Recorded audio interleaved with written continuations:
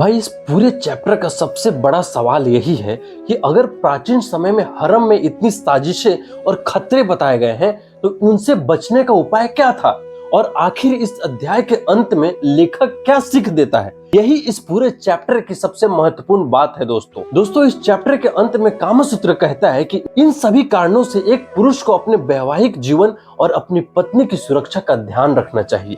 पुराने चैप्टर्स का मत था कि राजा को ऐसे पहरेदार रखने चाहिए जिनकी काम इच्छाओं की पूरी परीक्षा हो चुकी हो, लेकिन एक दूसरे आचार्य ने कहा कि सिर्फ इतना काफी नहीं है, कोई व्यक्ति डर या लालच में आकर भी अपना कर्तव्य छोड़ सकता है।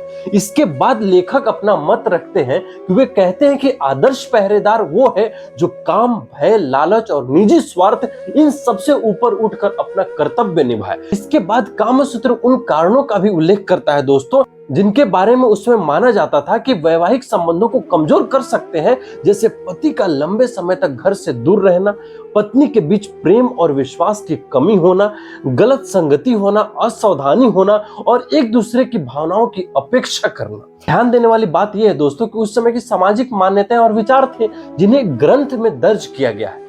लेकिन सबसे महत्वपूर्ण बात इस चैप्टर के अंत में आती है।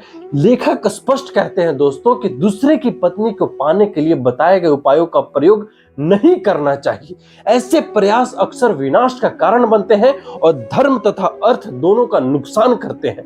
वे आगे कहते हैं कि इस ग्रंथ का उद्देश्य लोगों को छल या लोगों को अनैतिक आचरण सिखाना नहीं है, बल्कि उन्हें अपने वैवाहिक जीवन की रक्षा करना और मानवीय संबंधों को समझना है। दोस्तों यानी इस पूरे चैप्टर का सबसे बड़ा संदेश यही है, इसे किसी को धोखा देने की किताब समझना गलत है, लेकिन अंत में स्वयं चेतावनी देते हैं कि ऐसे उपायों का अनुसरण नहीं करना चाहिए। दोस्तों असली उद्देश्य है अपने रिश्ते को समझना, उनकी रक्षा करना और विवेक के साथ जीवन जीना।